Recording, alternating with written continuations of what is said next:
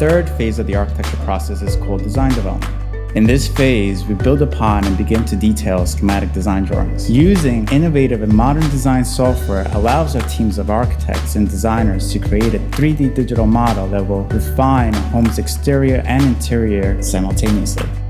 Remaining design decisions and project refinements are made during this phase that bring the overall design into an integrated solution. Prior to the construction document phase, the overall design of the project needs to be resolved. The goal is to not only provide you your dream home, but to enhance the lives of everyone that experiences it. Unlike the tangible deliverables on the previous phases, design development begins with the production of the project, where most of the client decisions have been made and the push towards construction begins. Final review of the plans and elevations happen at the end of this phase for your approval. In some circumstances, we offer additional services in which you can experience a 3D virtual tour of your home. Once we've completed design development, we are ready to begin your construction documents.